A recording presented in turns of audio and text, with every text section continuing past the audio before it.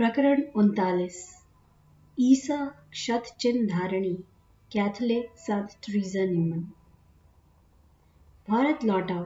15 वर्षों तक मैंने धीरज के साथ तुम्हारी प्रतीक्षा की है। शीघ्र ही मैं शरीर त्याग कर अनंत धाम चला जाऊंगा। योगानंद, चले आओ। एक दिन जब मैं माउंट वॉशिंगटन स्थित अपने आश्रम में ध्यान कर रहा था, तब अचानक आश्चर्यजनक रूप से श्री युक्तेश्वर जी की आवाज मुझे अपने अंतर में सुनाई दी। 10,000 मील की दूरी को पलक में झपकते ही पार कर उनके संदेश ने बिजली की भांति मेरे अंतर में प्रवेश कर लिया। 15 वर्ष, हाँ, मुझे एहसास हुआ ये सन 1935 है। मैंने अमेरिका में अपने गुरुदेव की शिक्षाओं का प्रसार करते हुए 15 वर्ष बिता दिए हैं। अब वे मुझे वापस बुला रहे हैं। थोड़ी देर बाद मैंने ये अनुभव अपने एक प्रिय मित्र जेम्स जे लिन को बताया। प्रतिदिन क्रिया योग के अभ्यास से उनकी आध्यात्मिक उन्नति इतनी हो गई थी कि मैं प्रायः उन्हें संत लिन कहा करता था। उनमें तथा दूसरे अन्य पाश्चात्यों में बाबा जी की उस भविष्यवाणी की पूर्ति देखकर मैं अत्यंत आनंदित होता हूँ कि प्राचीन योग मार्ग के माध्यम से पाश्चात्य जगत में भी ईश्वर साक्षात्कारी संत पैदा होंगे। श्री लिन ने उदारतापूर्वक मेरी यात्रा के व्यय का सारा भार उठाने का प्रस्ताव रखा। इस प्रकार पैसे की समस्या हल होते ही मैंने जहाज से यूरोप होते हुए भारत जाने की तैयारी की।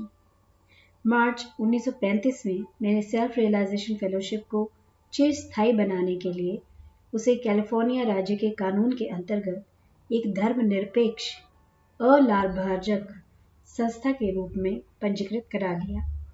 मेरे पास अपना जो कुछ था वह सब अपने पुस्तकों के सर्वाधिकारों सहित मैंने सेल्फ रियलाइजेशन फेलोशिप को दान कर दिया। दूसरी अधिकांश धार्मिक एवं शैक्षणिक संस्थाओं की तरह ही सेल्फ रियलाइजेशन फेलोशिप भी अपने सदस्य एवं अन्य लोगों के दान पर चलती है। मैंने अपने शिष्यों से कहा, मैं वापस आऊंगा। अमेरिका को मैं कभी नहीं भूलूंगा। लॉस एंजलिस में मेरे मित्रों द्वारा मुझे दिए गए विदाई भोज के दौरान मैं लंबे समय तक उनके चेहरे निहारता रहा।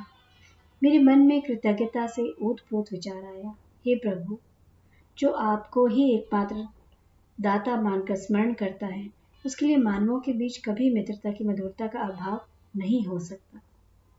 न्यूयॉर्क से मैं 1 जून 1935 को यूरोपा नाम के जहाज पर सवार होकर चल पड़ा। मेरे साथ 2 शिष्य थे, एक मेरे निजी सचिव श्री सी रिचर्ड राइट और दूसरी सनसनाटी की एक वृद्ध सी महिला मिस एटी ब्लिंच।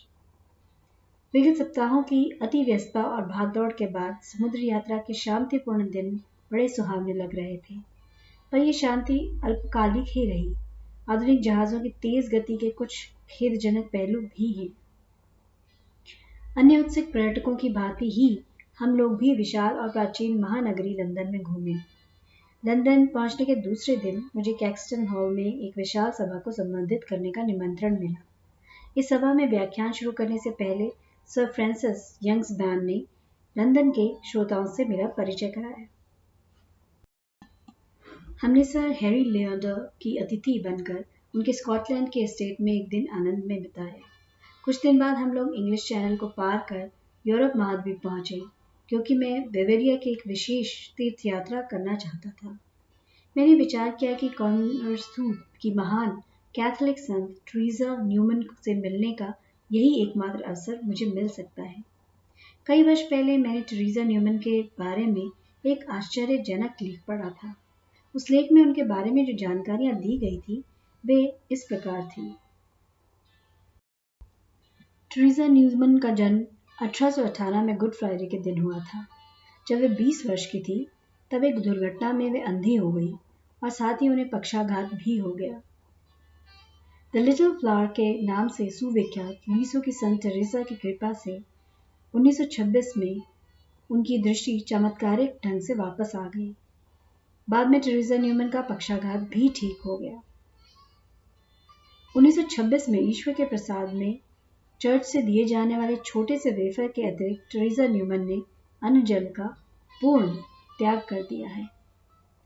1926 में टेरेसा न्यूमन के माथे पर, छाती तथा हाथ पांव पर ईसा मसीह के पवित्र घाव प्रकट हो गए। सूली पर चढ़ाए जाने से पूर्व और सूली पर चढ़ाए जाने के दौरान ईसा मसीह को जो जो यातनाएं दी गई, उन सब यातनाओं के वे प्रति शुक्रवार को अपने शरीर में अनुभव करते हैं।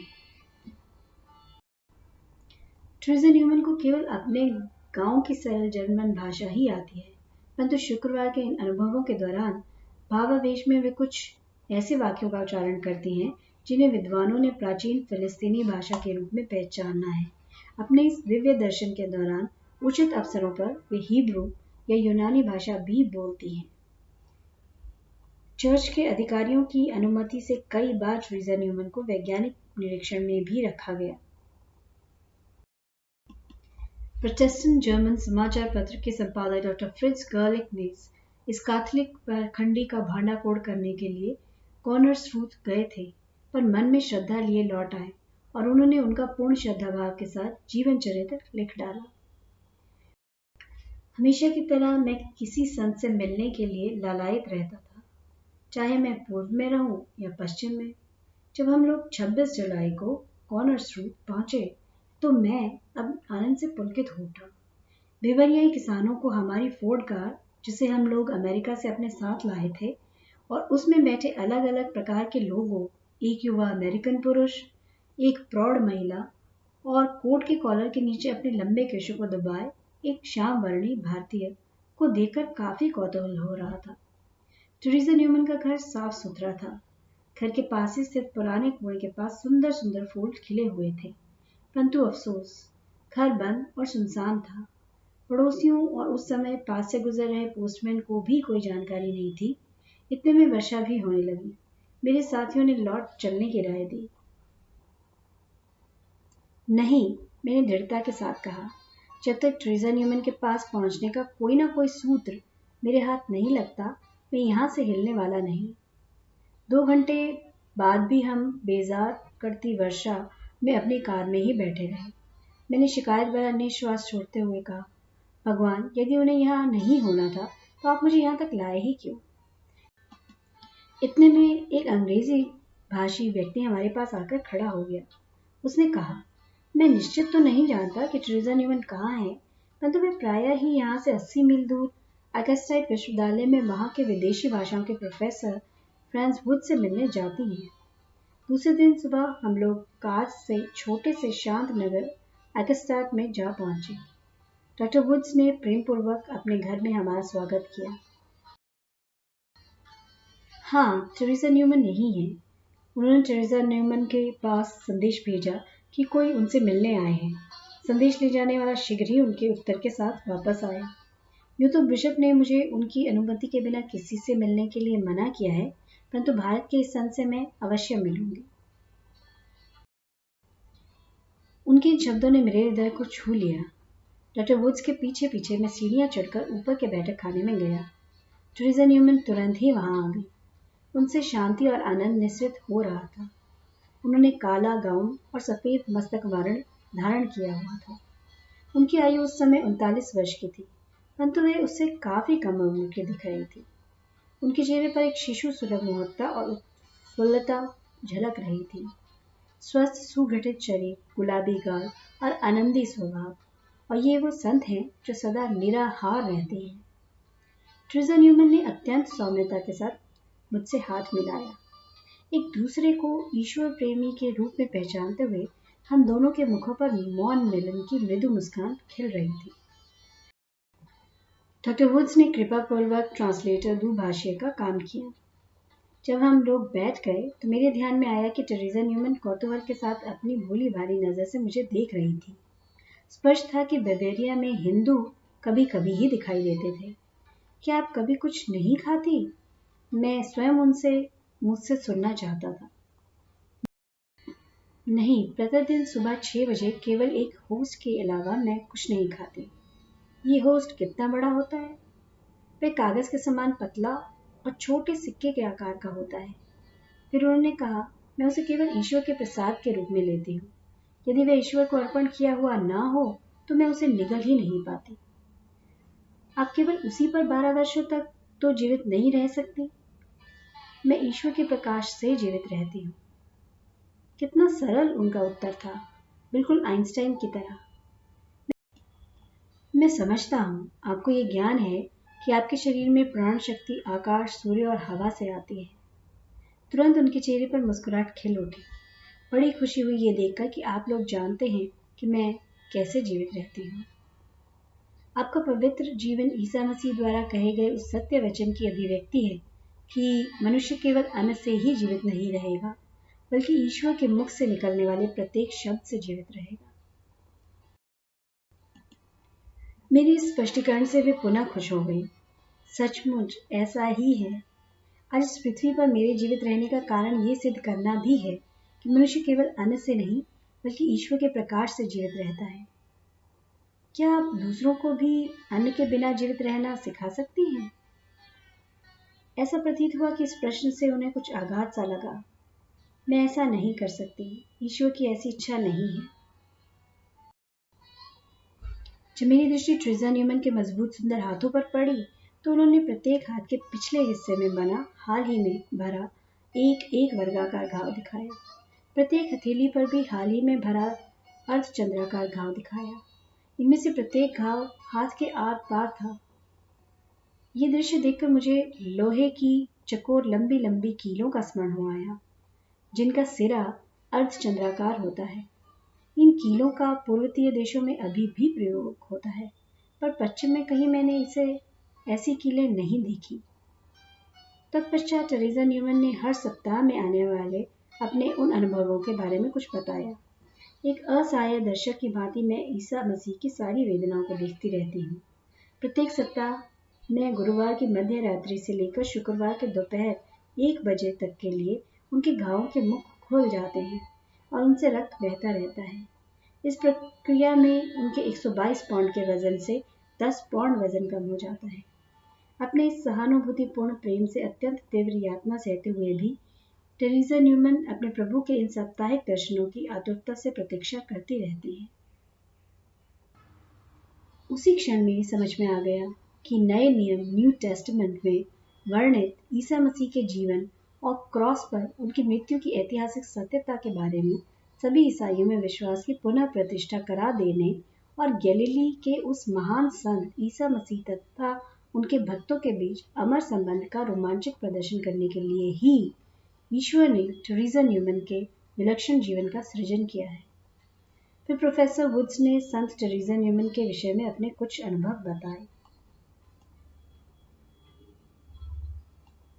उन्होंने कहा, टेरेसा सहित हम कुछ लोग प्रायः कई दिनों तक जर्मनी में दृश्यावलोकन के लिए यात्रा करते रहते हैं।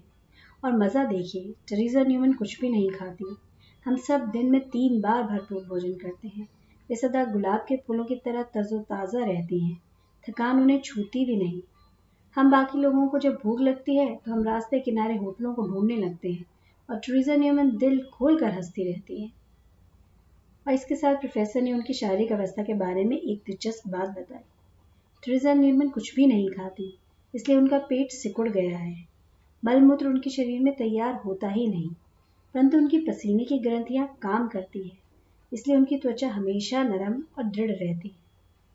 विदा लेते समय मैंने टेरेसा न्यूमन से उनके उस अनुभव के समय उपस्थित रहने की इच्छा व्यक्त की। उन्होंने सावधानतापूर्वक कहा, हाँ, अगले शुक्रवार को कृपया आप कॉर्नरसूथ आइए। बिशप आपको अनुमति दे देंगे। बहुत खुशी है कि आप मुझसे मिलने यहाँ अकाइस्ट्रेट तक आए। टेरेसा न्यूमन ने हाथ मिलाकर कई बार हिलाया और हम लोगों को बाहर छोड़ने तक आए। श्री राइट ने कार का रेडियो चालू कर दिया। टेरेसा न्यूमन उत्साह के साथ हंसते हुए उसे चारों ओर से देखने लगी। वहाँ बच्चों की इतनी भीड़ जमा हो गई कि टेरेसा न्यूमन फिर घर के अंदर चले गए। हमने उन्हें एक खिड़की में खड़े देखा। वहाँ से वे हमारी ओर देखकर बच्चों की तरह हाथ हिला रही थी। दूसरे दिन टेरेसा न्यूमन के 2 भाइयों से भेंट हुई। दोनों ही अत्यंत भद्र और मिलनसार हैं। उनके साथ बातचीत से पता चला कि टेरेसा न्यूमन रात में केवल 1-2 घंटे ही सोती हैं। शरीर में इतने सारे घाव होने के बावजूद वे सतत सक्रिय और उत्साह से भरपूर रहती हैं। उन्हें पक्षियों से अत्यंत प्रेम है। एक जलाशय की मछलियों को भी वे देखभाल करती हैं और प्रायः अपने बगीचे में काम करती रहती हैं। उनका पत्र व्यवहार भी काफ़ी बड़े पैमाने पर चलता रहता है। कैथलिक लोग उन्हें प्रार्थना और रोग निवारण की खातिर आशीर्वादों के लिए लिखते रहते हैं। अनेक साधक उनके आशीर्वाद से गंभीर बीमारियों से ठीक हो गए हैं। उनके 23 वर्षीय भाई फर्डिनेंड ने बताया कि उनमें प्रार्थना के माध्यम से दूसरों के रोग अपने शरीर में लेकर भोगने की शक्ति है। एक बार टेरेसा न्यूमैन के चर्च में एक आदमी को गले की कोई रोग हो गया था। वे पादरी बनने की तैयारी कर रहा था। उस समय टेरेसा न्यूमैन ने प्रार्थना की कि उस युवक के गले का रोग उनके अपने गले में आ जाए। बस उसी समय से उन्होंने अन्न पानी छोड़ दिया है। शुक्रवार की दोपहर को हम लोग कार में बिशप के घर गए। बिशप महाशय ने मेरे लंबे बालों को कुछ विस्मय से देखा। उन्होंने तुरंत हमें आवश्यक अनुमति पत्र लिखकर दे दिया। इसके लिए कोई शुल्क नहीं था। चर्च ने ये जो नियम बना दिया था वे केवल टेरेसा न्यूमैन को साधारण यात्रियों की भीड़ से बचाने के लिए था, क्योंकि आरंभ के वर्षों में दर्शक हजारों की संख्या में शुक्रवार को कॉर्नरूथ में जमा हो जाते थे। हम कॉर्नरूथ में शुक्रवार की सुबह करीब 9:30 बजे पहुंचे। मैंने देखा कि टेरेसा न्यूमैन के घर की छत के कुछ हिस्से में शीशा लगा हुआ था ताकि उन्हें भरपूर प्रकाश उपलब्ध हो। ये देखकर हमें खुशी हुई कि अब की बार घर का दरवाज़ा बंद नहीं था, बल्कि सहर्ष स्वागत करने के अंदाज में पूर्ण खुला था। हम लगभग 20 अन्य लोगों की कतार में खड़े हो गए। उन सबके पास भी अनुमति पत्र थे।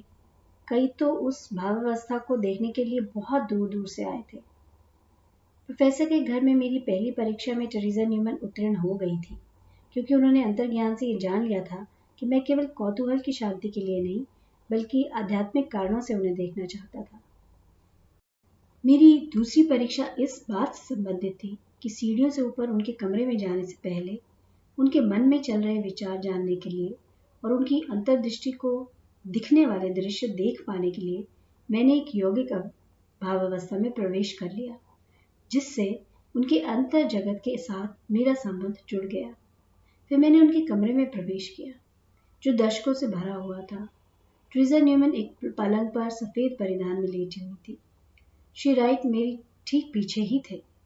कमरे का विलक्षण और भयंकर दृश्य देखकर मैं दरवाजे की चौखट के पास ही विस्मयचकित होकर खड़ा रह गया। टेरेसा न्यूमैन की निचली पलकों से रक्त की लगभग 1 इंच चौड़ी धार लगातार बह रही थी। उनकी आंखें ऊपर की ओर उठाकर ललाट के मध्य में स्थित आध्यात्मिक चक्षु पर लगी हुई थी। उनके मस्तक पर लपेटा हुआ वस्त्र कांटों के ताज से हुए घावों से निकलने वाले रक्त से लथपथ हो गया था। उनके श्वेत परिधान पर हृदय के ऊपर लाल धब्बा बन गया था। ये रक्त उनके शरीर के बाएं तरफ हुए एक घाव से निकल रहा था, जिस स्थान पर युगों पूर्व ईसा मसीह के शरीर में सैनिक ने भाला चुभोया था। टेरेसा न्यूमैन के दोनों हाथ मृत करुणा के आग्रीय भाग में ऊपर उठे हुए थे। उनके चेहरे पर यातना की छाया और दिव्य आभा दोनों दिखाई पड़ रही थी। उनका शरीर पहले से काफी दुबला दिखाई दे रहा था और वे आंतरिक तथा बाह्य कई प्रकार के सूक्ष्म परिवर्तनों से युक्त प्रतीत हो रहा था। वे धीरे धीरे किसी विदेशी भाषा में अस्पष्ट सा कुछ बोल रही थी। उनकी अतीन्द्रिय दृष्टि को दिखने वाले लोगों से वे किंचित कांपते होठों से बोल रही थी। चूंकि मैंने पहले ही उनकी चेतना के साथ अपना अंतर संबंध जोड़ लिया था, अतः मुझे वह सब दिखाई देने लगा जो उन्हें दिख रहा था। वे ईसा मसीह का उपहास करती भीड़ के बीच से लकड़ी का क्रॉस उठाए जाते देख रही थी। अचानक व्याकुल होकर टेरेसा न्यूमैन ने अपना सिर उठाया, क्योंकि ईसा मसीह नीचे गिरकर क्रॉस के भारी वजन के नीचे दब गए थे। इसी के साथ वह दृश्य लुप्त हो गया। प्रचंड करुणा और खेद के वेग से कालांतर होकर टेरेसा न्यूमैन तकिए पर निढाल हो गई। उसी समय मुझे अपने पीछे धड़ाम से कुछ गिरने की आवाज सुनाई दी। एक पल के लिए पलटकर देखा तो चित अवस्था में एक शरीर को उठाए 2 आदमी बाहर ले जा रहे थे, परंतु उस समय मैं अपनी अधिचेतना भावावस्था से बाहर आ ही रहा था, इसलिए धराशायी हुए उस व्यक्ति को पहचान नहीं सका। मैंने फिर से अपनी दृष्टि टेरेसा न्यूमैन के चेहरे पर स्थिर की। रक्त धाराओं में डूबा वह चेहरा मुर्दे के समान पीला पड़ गया था, परंतु अब उस पर शांति छाई थी और पवित्रता उससे निसृत हो रही थी। बाद में मैंने अपने पीछे की ओर दृष्टि दौड़ाई तो देखा कि श्री राइट अपने गाल पर हाथ दबाए खड़े थे और उनके गाल से रक्त निकल रहा था। मैंने चिंतित होकर पूछा, डिक, क्या तुम ही गिर पड़े थे? हाँ, वे भयावह दृश्य देखकर मुझे चक्कर आ गया था। मैंने सांत्वना देते हुए कहा, खैर, फिर से आकर वही दृश्य देखने की साहस तो तुम में है। और भी दर्शनार्थी हमारे पीछे कतार में खड़े थे। अतः श्री राइट और मैं मन ही मन टेरेसा न्यूमैन से विदा लेकर उनकी उपस्थिति से पवित्र हुए उस स्थान से बाहर आ गए। दूसरे दिन हम लोग दक्षिण की ओर मार्ग क्रमण करने लगे। हमें इस बात की खुशी थी कि हमें ट्रेनों पर निर्भर नहीं रहना पड़ रहा था और हम देहात में जहां चाहे अपनी फोर्ड कार रोक सकते थे। जर्मनी, हॉलैंड, फ्रांस तथा स्विट्जरलैंड के एल्प्स पर्वतों में से यात्रा करते हुए हमने यात्रा के एक एक पल का पूरा आनंद लिया। इटली में हम लोग विनम्रता की साक्षात मूर्ति असीसी के सेंट फ्रांसिस का दर्शन करने के लिए विशेष रूप से गए। हमारी यूरोप यात्रा यूनान में आकर समाप्त हुई। यूनान में हम लोगों के ने एथेनियन मंदिरों के दर्शन किए और वह कारागार भी देखा जहाँ सुकरात ने विषपान किया था। जहाँ जहाँ सफेद लगभग अर्ध पारदर्शी से प्रतीत होने वाले पत्थर में कलाकृति करते हुए यूनानियों ने जिस प्रकार अपनी अद्भुत कल्पनाओं को साकार रूप दिया है, उसे देखकर मन उनकी प्रशंसा किए बिना नहीं रह सकता। रोज भ्रमण करके तीर्थ यात्रा के महत्व का मुझे और भी अधिक एहसास हो गया। सूक्ष्मग्राही हृदय के लिए फिलिस्तीन में ईसा की महिमा सर्वत्र व्याप्त है। मैंने श्रद्धाभाव से ईसा मसीह के साथ बेथलेहम, गतसमनी, कैलवरी, पवित्र माउंट ऑफ ओलिव्स की पदयात्रा की तथा जॉर्डन नदी एवं गैलिली के समुद्र के तटों पर चला।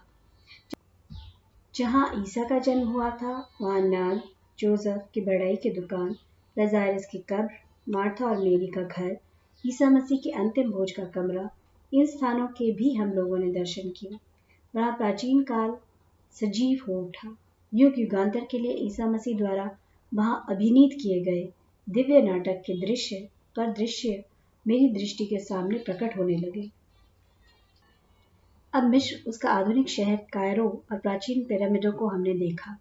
फिर जहाज से लाल सागर को पार करते हुए विशाल अरब सागर में और सीधे भारत। प्रकरण 40। मेरा भारत लौटना। अत्यंत आनंद के साथ मैं भारत की पवित्र हवा में फिर एक बार श्वास ले रहा था। हमारा जहाज राजपुताना 22 अगस्त 1935 को मुंबई के विशाल बंदरगाह में आकर खड़ा हो गया।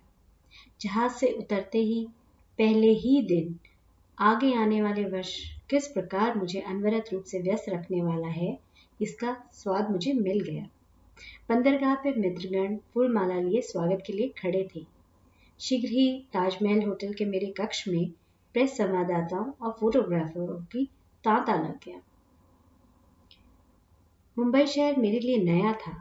मुझे ये शहर आधुनिक उत्साहपूर्ण वातावरण से भरपूर लगा। इसमें अनेक प्रकार से पाश्चात्य जगत का अनुकरण किया गया था। प्रशस्त मार्गों के दोनों ओर पंक्तिबद्ध त्राण वृक्ष खड़े थे। सरकारी इमारतें पुराने मंदिरों के साथ प्रतिस्पर्धा कर रही थी, परंतु यहाँ दृश्यावलोकन के लिए हम लोग बहुत कम समय दे पाए, क्योंकि अपने गुरु तथा अन्य आत्मीय जनों से मिलने के लिए मैं अधीर हो रहा था। अपनी फोर्ड कार को सामान के डिब्बे में चढ़ाकर हम रेलगाड़ी से कोलकाता की ओर चल पड़े। जब हम हावड़ा स्टेशन पहुंचे तब वहां हमारा स्वागत करने के लिए इतनी विशाल भीड़ खड़ी थी कि कुछ समय के लिए तो हम गाड़ी से नीचे ही नहीं उतर सके। कासिम बाजार के युवा नरेश और मेरा भाई विष्णु स्वागत समिति का नेतृत्व कर रहे थे। जिस प्रेम भाव के साथ और जिस विशाल स्तर पर हम लोगों का स्वागत किया गया, उसकी मैंने कभी सपने में भी कल्पना नहीं की थी। आगे आगे कारों की, मोटरसाइकिलों की एक कतार चल रही थी। ढोलकों और शंखों की आनंदपूर्ण ध्वनि हो रही थी और इस सब के बीच फूल मालाओं से सिर से पांव तक लदे श्री राय, कुमारी ब्लेच और मैं एक कार में बैठे धीरे धीरे अपने पिताजी के घर की ओर बढ़ रहे थे। मेरे वृद्ध पिताजी ने मुझे इस प्रकार आलिंगन में बांध लिया मानो मैं मरकर फिर जीवित हो गया हूँ। काफी समय तक हम दोनों एक दूसरे को देखते रहे। आनंद के अतिरेक के कारण दोनों के ही मुंह से कोई शब्द नहीं निकल पा रहा था। भाई और बहनें, चाचा और चाचियां, चचेरे भाई बहन, कई वर्ष पहले मेरे छात्र रह चुके लोग, पुराने मित्रगण, सब मुझे घेर खड़े थे और कोई भी ऐसा नहीं था जिसकी आंखें नम ना हो। उस प्रेमपूर्ण पुनर्मिलन का दृश्य पुरानी स्मृतियों में जमा हो गया है, परंतु मेरे मानस पटल पर अभी भी वे स्पष्ट रूप से अंकित हैं। मेरे लिए वे अविस्मरणीय हैं। श्री युक्तेश्वर जी के साथ पुनर्मिलन का वर्णन करने के लिए तो मेरे पास शब्द ही नहीं है। उस बारे में मेरे सचिव के वर्णन पर ही संतुष्ट होना पड़ेगा। अपनी यात्रा दैनंदिनी में श्री राइट ने लिखा है, आज सर्वोच्च आशा एवं उत्कंठा अपने मन में लिए मैं योगानंद जी को कार से लेकर कोलकाता से श्रीरामपुर गया।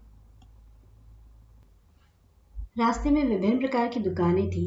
उनमें एक वह भी थी जहां योगानंद जी अपने कॉलेज के दिनों में प्रायः नाश्ता पानी करने जाया करते थे। अंततः हम लोगों ने एक संकरी गली में घुसे जिसके दोनों ओर दीवारें थी। फिर बाईं ओर मुड़ते ही सामने श्री युक्तेश्वर जी का 2 मंजिला आश्रम, जिसकी जाली लगी हुई ऊपर की बालकनी कुछ आगे को निकली हुई थी। वहां शांतिपूर्ण एकांत था। गंभीर भक्ति भाव के साथ मैं योगानंद जी के पीछे पीछे दीवारों से घिरे आंगन में गया। हमारे हृदय तेजी से धड़क रहे थे। सीमेंट की पुरानी सीढ़ियों पर से, जिन पर से निस्संशय असंख्य साधक चले थे, हम लोग ऊपर जाने लगे। जैसे जैसे हम आगे बढ़ते जा रहे थे, वैसे वैसे हमारी उत्कंठा बढ़ती जा रही थी। हमारे सामने सीढ़ियों के सिरे पर चुपचाप आकर खड़े हुए वे महापुरुष स्वामी श्री युक्तेश्वर जी वहां खड़े किसी महान ऋषि के समान लग रहे थे। उनके परम पावन सानिध्य में खड़े होने के सौभाग्य के बोध से मेरा हृदय अति आनंद से भर उठा। मेरी आतुर आंखों की दृष्टि अश्रुओं से धुंधली हो गई जब मैंने देखा कि योगानंद जी ने अपनी आत्मा की कृतज्ञता व्यक्त करते हुए अपने गुरु के सामने जमीन पर घुटने टेक कर सिर झुकाते हुए पहले अपने हाथों से उनके चरणों का स्पर्श किया और फिर उन्हीं हाथों से अपने मस्तक का स्पर्श करते हुए गुरु की चरण रज अपने मस्तक पर धारण कर ली। इसके बाद योगानंद जी के उठ खड़े होते ही श्री युक्तेश्वर ने उन्हें अपनी छाती से लगा दिया। शुरू में किसी के मुंह से कोई शब्द नहीं निकले, किंतु हृदयों के तीव्र भाव अंतर की मौन वाणी में प्रकट हो रहे थे। पुनर्मिलन के आनंद से उन दोनों की आंखें कैसे चमक रही थी।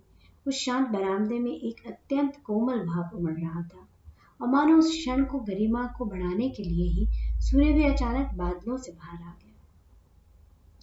परम गुरु के सामने घुटने टेक कर उनके चरणों में प्रणाम करते हुए मैंने भी अपने हृदय की भक्ति एवं कृतज्ञता अर्पित की। लंबी तपस्या के कारण कठोर हुए उनके चरणों का स्पर्श कर मैंने उनका आशीर्वाद लिया। फिर खड़ा होकर उनके सुंदर नेत्रों में मैंने झांका। उनकी आंखों में आत्मचिंतन की गहराई और आनंद की चमक थी। हम सभी ने उनके बैठक खाने में प्रवेश किया, जो एक ओर से पूरी तरह उस बालकनी की ओर खुली थी जिसे सर्वप्रथम हमने सड़क से देखा था। श्री युक्तेश्वर जी सीमेंट के फर्श पर बिछे एक गद्दे पर एक पुराने दीवान का सहारा लेकर बैठ गए। योगानंद जी और मैं उनके चरणों के पास ही चटाइयों पर बैठ गए, जहां आराम से सहारा लेकर बैठने के लिए भगवे रंग के तकिए रखे थे। 2 स्वामियों के बीच बंगाली में चल रहे वार्तालाप का सार समझने का मैं निष्फल चेष्टा कर रहा था, क्योंकि मुझे जल्दी ही समझ में आ गया कि जब वे एक साथ होते हैं तो कभी अंग्रेजी में बात नहीं करते, जबकि स्वामी जी महाराज लोग श्री युक्तेश्वर जी को इसी नाम से पुकारते हैं। अच्छी तरह अंग्रेजी बोल सकते हैं और प्रायः बोलते भी हैं, परंतु उस दिव्य महापुरुष की मन को उल्लासित कर देने वाली मुस्कुराहट और तेजस्वी आंखों से ही उनकी संत प्रकृति को मैंने आसानी से पहचान लिया। चाहे वे हंस हंस कर बातें कर रहे हों या गंभीर वार्तालाप कर रहे हों, उनके वाक्यों में वे अधिकार की दृढ़ता तुरंत दृष्टिगोचर हो रही थी, जो ज्ञानी संतों का लक्षण है, जो जानते हैं कि वे जानते हैं क्योंकि वे ईश्वर को जानते हैं। श्री युक्तेश्वर जी का गहन ज्ञान, उनकी ध्येय निष्ठा और उनका दृढ़ निश्चय हर प्रकार से व्यक्त हो रहा था। उन्होंने अत्यंत सादा लिबास पहन रखा था, केवल धोती और कुर्ता, जो कभी गेरुए में रंगे गए थे, परंतु अब फीके भगवे लग रहे थे। बीच बीच में मैं अत्यंत श्रद्धा और भक्तिभाव के साथ उन्हें निहारता रहता था और मैंने देखा कि उनका शरीर काफी बड़े आकार का और सुगठित है, जो संन्यास जीवन का तपश्चर्या और त्याग से कठोर बन गया है। उनकी देह भंगिमा भव्य है। चलते समय उनका शरीर सीधा रहता है और उनकी चाल में शालीनता है। उनकी दिलखुश ठहाकेदार हंसी सीधे छाती की गहराइयों से आती है, जिसके कारण उनका पूरा शरीर हिलता और थरथराता है। उनके गंभीर चेहरे पर कुछ ऐसा तेज है कि उन्हें देखते ही उनके दिव्य सामर्थ्य की स्पष्ट कल्पना हो जाती है। बीचों बीच विभक्त किए हुए केश माथे के आसपास सफेद हैं और अन्य स्थानों पर कहीं रजतीय सुनहरे हैं तो कहीं रजतीय काले, और ये केश संभार कंधों पर आकर घुंघराले लटों का रूप ले लेते हैं। उनकी दाढ़ी मूछें पतली सी हैं और इनसे उनके मुखमंडल की शोभा और भी बढ़ती प्रतीत होती है। उनके ललाट पीछे की ओर चढ़ता गया है और जैसे आसमान की ओर चढ़ रहा हो। उनकी आंखें काली है और उनमें आकाशीय नीली आभा है। नाक काफी बड़ी और कुछ मोटी सी है, जिसे वे जब खाली बैठे हों तो बच्चों की भांति अपनी उंगलियों से हिलाते डुलाते रहते हैं। जब वे शांत बैठे हों तब उनका मुख दृढ़ और कठोर लगता है, परंतु उसमें कोमलता की सूक्ष्म झलक भी दिखाई देती है। कमरे में चारों दृष्टि दौड़ाकर मैं समझ गया कि भौतिक सुख सुविधाओं के प्रति उनकी अनासक्ति ही उसकी जर्जर सी अवस्था का कारण है। लंबे कमरे की सफेद दीवारों पर हवा पानी के प्रभाव से धब्बे पड़े हैं और कहीं कहीं नीचे के पलस्तर के फीके नीले रंग की धारियां दिखाई दे रही हैं। कमरे में एक तरफ भक्तिभाव से अर्पित सादी सी पुष्पमाला से सजी हुई लहरी माशी की फोटो टंगी हुई है। योगानंद जी की भी एक पुरानी फोटो टंगी हुई है। ये फोटो उस समय की है जब योगानंद जी पहली बार बॉस्टन पहुंचे थे। फोटो में योगानंद जी धर्म सम्मेलन में भाग लेने वाले अन्य प्रतिनिधियों के साथ खड़े हैं। महाप्राचीनता और आधुनिकता का एक अद्भुत संगम दिखाई पड़ता है। शीशे का एक विशाल फानुस लटक रहा है, पर बहुत दिनों से उसका प्रयोग ना होने के कारण मकड़ी के जालों से ढक सा गया है और दीवार पर वर्तमान वर्ष का कैलेंडर टंगा हुआ है। संपूर्ण कमरे में शांति और सुख की महक है। बालकनी से बाहर ताड़ के ऊंचे ऊंचे वृक्ष मौन प्रहरी की भांति बड़े दिखाई देते हैं। श्री युक्तेश्वर जी के ताली बजा देने भर की देर है। ताली बजाना खत्म होने से पहले ही उनके पास कोई ना कोई बाल शिष्य उनकी आज्ञा शिरोधार्य करने के लिए पहुंच जाता है। बाल शिष्यों में एक है प्रफुल्ल। इस दुबले पतले बालक के लंबे लंबे काले बाल हैं, चमकदार काली आंखें हैं और अत्यंत मधुर मुस्कान उसके होठों पर खेलती जा रही है। जब वह मुस्कुराता है तो उसके मुख के कोने ऊपर की ओर उड़ जाते हैं और आंखें चमकने लगती हैं, जैसे संध्या प्रकाश के समय आसमान में तारे और दूज का चांद अचानक साथ साथ निकल आए हों। अपनी उपज के लौट आने पर श्री युक्तेश्वर जी का अपार हर्ष छिप नहीं रहा है और उनकी उपज की उपज अर्थात मेरे बारे में भी उन्हें काफी जिज्ञासा प्रतीत होती है। परंतु उस महापुरुष के स्वभाव में ज्ञान की प्रधानता उन्हें अपनी भावनाओं को व्यक्त करने में रोकती है। गुरु दर्शन के लिए जाने पर गुरु चरणों में कोई भेंट अर्पण करने की प्रथा के अनुसार योगानंद जी ने भी अपने गुरु को कुछ उपहार अर्पण किए। बाद में हम लोगों ने चावल और सब्जियों का सादा परंतु अच्छी तरह पकाया गया भोजन खाया। मुझे अनेक भारतीय रीतियों का पालन करते देख उदाहरणार्थ हाथ से भोजन करना श्री युक्तेश्वर जी प्रसन्न हुए। कई घंटे तक बंगाली भाषा में वार्तालाप और प्रेम पूर्ण मुस्कुराहट एवं आनंदपूर्ण दृष्टिपातों के आदान प्रदान के बाद हमने श्री युक्तेश्वर जी के चरणों में प्रणाम कर उनसे विदा ली और उस पुण्य दर्शन की चिरस्थायी स्मृति अपने हृदय में धारण किए कोलकाता लौटने के लिए निकल पड़े। वर्णन तो मैं मुख्यतः परम गुरु के बाह्य स्वरूप का ही कर रहा हूँ, परंतु उनके आध्यात्मिक ऐश्वर्य का मुझे सदैव भान रहा। मैंने उनके अपूर्व सामर्थ्य को अनुभव किया और उस अनुभव को मैं एक दिव्य आशीर्वाद के रूप में सदा के लिए संजो कर रखूंगा। अमेरिका, यूरोप और फिलिस्तीन से मैं श्री युक्तेश्वर जी के लिए अनेक उपहार लाया था। उन्होंने वे उपहार मुस्कुराते हुए स्वीकार कर लिए, पर कहा कुछ नहीं। जर्मनी से मैंने स्वयं अपने उपयोग के लिए छाता युक्त छड़ी खरीदी थी। भारत आने के बाद मैंने वह छड़ी गुरुदेव को अर्पित करने का निर्णय किया। ये उपहार मुझे सचमुच पसंद आया। ये कहते हुए मेरे गुरुदेव ने अत्यंत प्रेम भरी दृष्टि मुझ पर डाली। आमतौर पर अपनी भावनाओं को वे इस तरह शब्दों में व्यक्त नहीं करते थे। सब उपहारों में से ये छड़ी ही ऐसी थी जिसे वे उनसे मिलने के लिए आने वाले लोगों को दिखाया करते थे। गुरुदेव, आपकी आज्ञा हो तो मैं बैठक खाने के लिए नया कालीन लाना चाहता हूँ। मैंने देखा था कि श्री युक्तेश्वर जी का व्याघ्रचर्म पुराने फटे हुए कालीन पर बिछा हुआ है।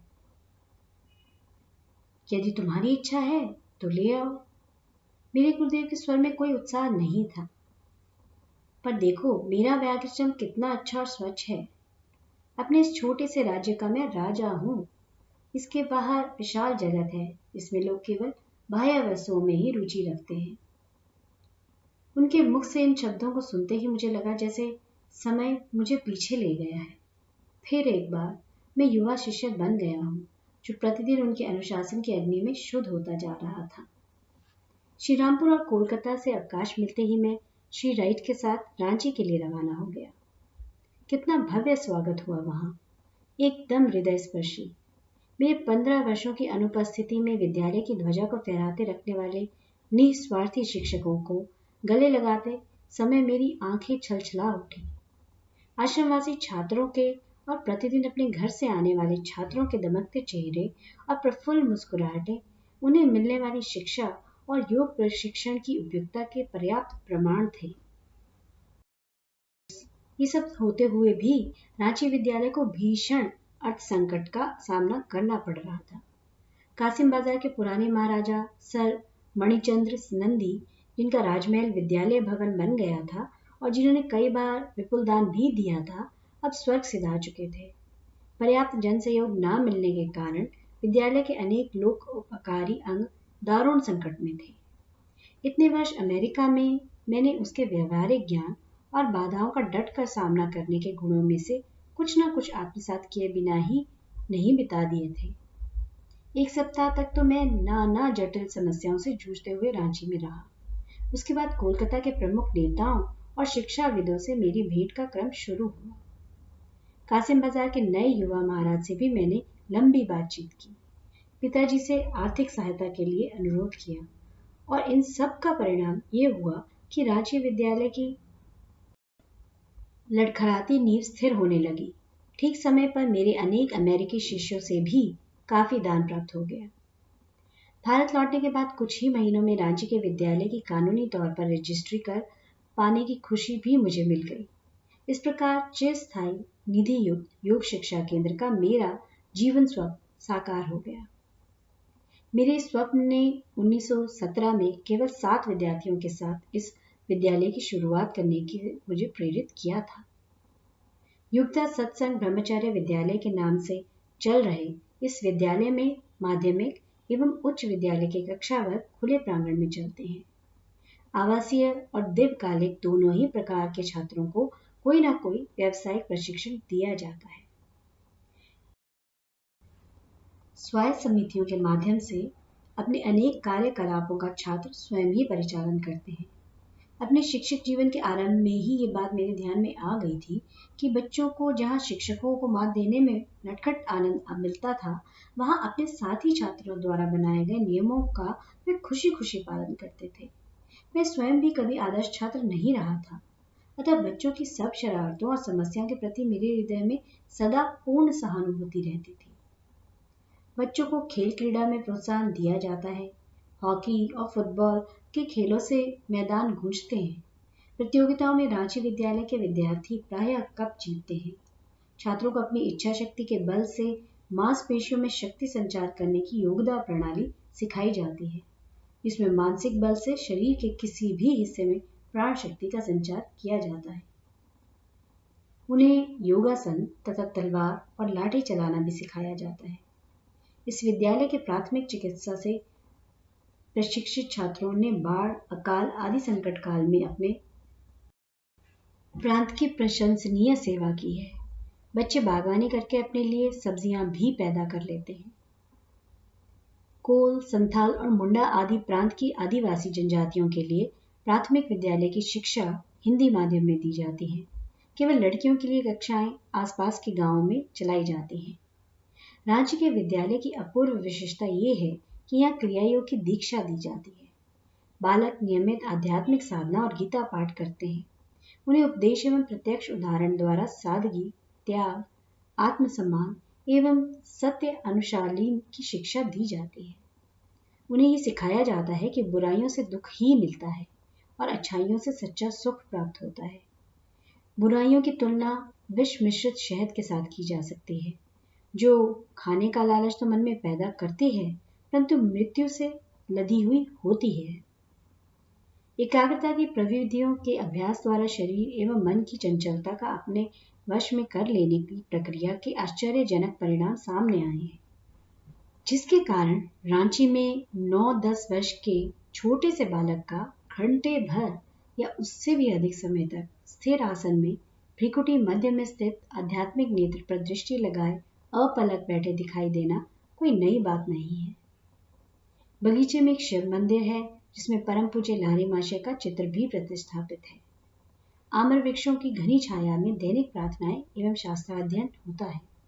विद्यालय के अहाते में एक ओर स्थित योगदा सत्संग सेवाश्रम हजारों गरीबों की निःशुल्क चिकित्सा एवं शल्य चिकित्सा करता है तथा उन्हें मुफ्त दवाइयां भी देता है। रांची समुद्र तल से 2000 फीट की ऊंचाई पर बसा है। वहां की जलवायु समशीतोष्ण है। विद्यालय 20 एकड़ की भूमि में बसा है। ये भूमि स्नान योग्य एक बड़े तालाब के साथ है, जिस पर बना हुआ बगीचा भारत के सर्वोत्कृष्ट निजी बगीचों में से एक है। यहाँ 500 फल वृक्ष हैं, आम, खजूर, अमरूद। रांची की पुस्तकालय में असंख्य पत्रिकाएं और अंग्रेजी तथा बंगाली भाषा की हजारों पुस्तकें हैं, जो पूर्व तथा पश्चिम के लोगों से उपहार रूप में मिली हैं। विश्व के सभी शास्त्रों के ग्रंथों का संग्रह भी यहाँ है। एक सुवर्गीकृत संग्रहालय में पुरातत्व, भूविज्ञान तथा मानव विज्ञान संबंधी अनेक वस्तु एवं तरह तरह के रत्नों का प्रदर्शन कर रखा गया है। इनमें से अधिकतर वस्तुएं ईश्वर की विशाल धरती के विभिन्न देश प्रदेशों में मेरे भ्रमण के स्मृति चिन्ह हैं। रांची के विद्यालय के समान ही योग प्रशिक्षण की व्यवस्था के साथ साथ आवासीय व्यवस्था से युक्त शाखा हाई स्कूल खोले गए हैं और ये सभी विद्यालय उत्तरोत्तर प्रगति पथ पर हैं।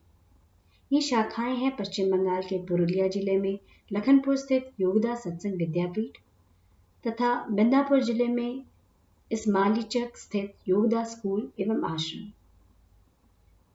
1931 में दक्षिणेश्वर में गंगा किनारे एक भव्य योगदा मठ की स्थापना हुई। कोलकाता से कुछ ही मील की दूरी पर उत्तर में स्थित ये आश्रम शहरवासियों के लिए एक रमणीय शांति स्थल है।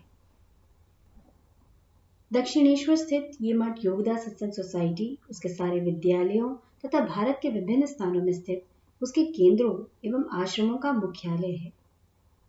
योगदा सत्संग सोसाइटी कानूनी तौर पर अमेरिका में कैलिफोर्निया के लॉस एंजलिस शहर में स्थित अंतर्राष्ट्रीय मुख्यालय सेल्फ रियलाइजेशन फेलोशिप से संबद्ध है। योगदा सत्संग की गतिविधियों में भारत भर में निवास करते अपने साधकों को प्रतिमाह डाक द्वारा योगदा पाठ भेजना सम्मिलित है। इन पाठों में शक्ति संचार, एकाग्रता एवं ध्यान की योगदा प्रविधियों का विस्तार वर्णन है। क्रिया योग की उच्चतर दीक्षा देने के लिए जो बाद में पाठों द्वारा केवल योग्य साधकों को ही दी जाती है, इन प्रविधियों के निष्ठापूर्ण अभ्यास द्वारा अपने को तैयार करना आवश्यक होता है। योगदा सत्संग की शैक्षणिक, आध्यात्मिक तथा जनहितैषी गतिविधियों के लिए भारी संख्या में शिक्षकों और कर्मचारियों की निष्ठापूर्ण सेवाओं की आवश्यकता पड़ती है। यहाँ मैं उन शिक्षकों एवं कर्मचारियों के नाम नहीं दे रहा हूँ, क्योंकि उनकी सूची बहुत बड़ी बन जाएगी, परंतु उनमें से प्रत्येक व्यक्ति का मेरे हृदय में एक निश्चित उज्ज्वल स्थान है। श्री राइट ने रांची के अनेक बालकों के साथ मित्रता स्थापित कर ली थी। सादी धोती पहनकर काफी समय तक वे उन सब के साथ रहे। मुंबई, रांची, कोलकाता, श्रीरामपुर, जहां जहां भी वे मेरे साथ गए, सविस्तार सुंदर वर्णन लिखने की नैसर्गिक योग्यता से युक्त मेरे सचिव ने अपनी यात्रा दैनंदिनी में उन सब स्थानों का सर्वांग सुंदर वर्णन लिखा है। एक दिन शाम को मैंने उनसे पूछा, डिक, भारत के बारे में तुम्हारा क्या विचार है? विचारमग्न होते हुए उन्होंने कहा, शांति। यहाँ के लोगों के स्वभाव में ही शांति है।